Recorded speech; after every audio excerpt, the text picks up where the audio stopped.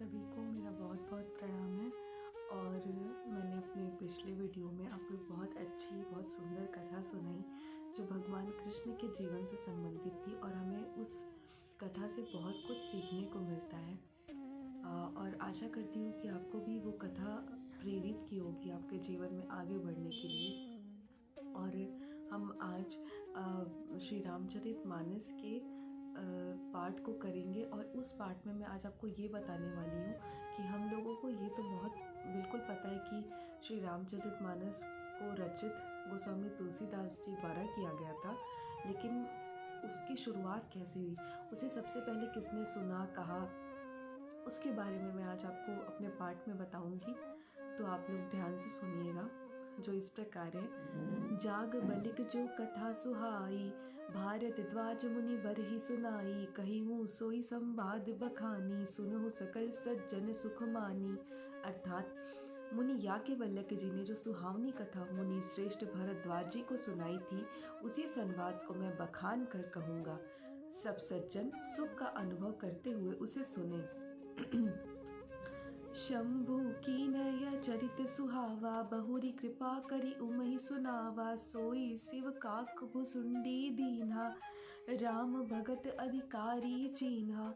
अर्थात शिव जी ने पहले इस सुहावनी चरित्र को रचा, फिर कृपा करके पार्वती जी को सुनाया। वही चरित्र शिव जी ने काकभूसुंडी जी को राम भक्त और अधिकारी पहचान कर दिया। तेहि सन जाग बलिक पुनि आवा, तीनि पुनि भरद्वाज प्रति गावा, ते श्रोता भगता समशीला, सनवदसी जानहि हरि लीला।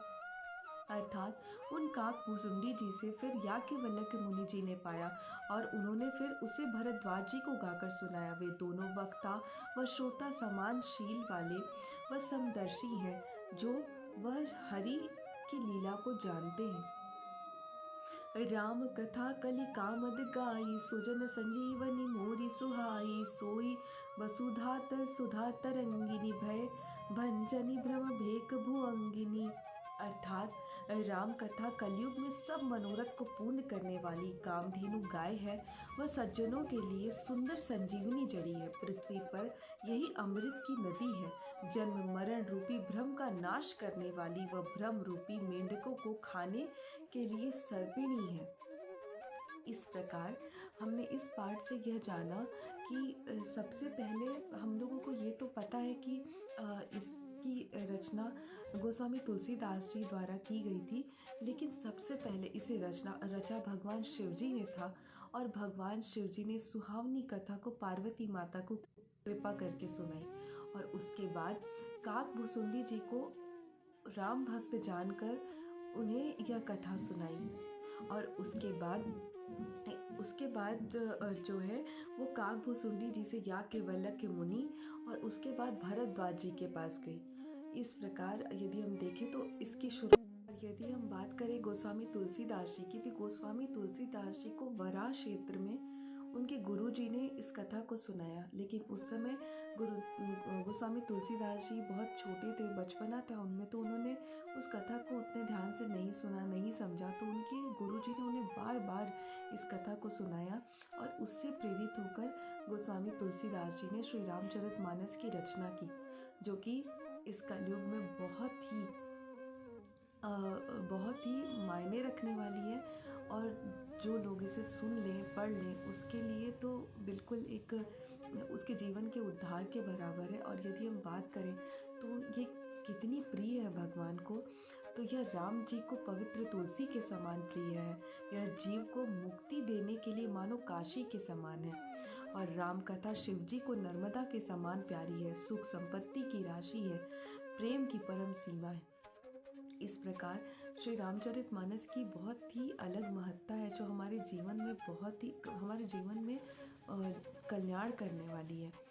तो हम अगर देखें तो अगर जो हम चारों धाम घूमते हैं, तो हम अगर चारों धाम नहीं भी घूम पाए तो इसमें ही चारों धाम समाहित है। यदि हम इसे पढ़ लें, सुन लें, तो हमारे जीवन का अवश्य ही कल्याण होगा। तो जो भी हम कहते हैं कि हम शिव भक्त हैं, राम भक्त हैं, सभी बराबर हैं। लेकिन यदि आप भगवान से स्वयं जुड़ना चाहते हैं तो आप इसे पढ़ें, सुने तो आपका जीवन एक सही रास्ते पे जाएगा। और मैं आशा करती हूँ कि कहीं न कहीं मैं आपके जीवन में आपके जीवन को सही रास्ते पे ले जा सकूँ, यही मेरी एक कोशिश है। और यदि आप परेशान हैं तो इसे सुनें ज़रूर, आपके जीवन में ज़रूर बदलाव आएगा। बस यही एक मेरी कोशिश है, उसके अलावा कोई कोशिश भी नहीं है। बस आप सबका बहुत-बहुत धन्यवाद। इसी तरीके से आप मेरे साथ जुड़े रहें और मैं आगे भी आपको ऐसे ही पाठ करके श्री रामचरितमानस की महत्ता के बारे में बताती रहूँगी। और मुझसे जो भी गलती या भूल-चूक हुई है उसके लिए क्षमा प्रार्थी हूँ। आप सभी का बहुत-बहुत धन्यवाद।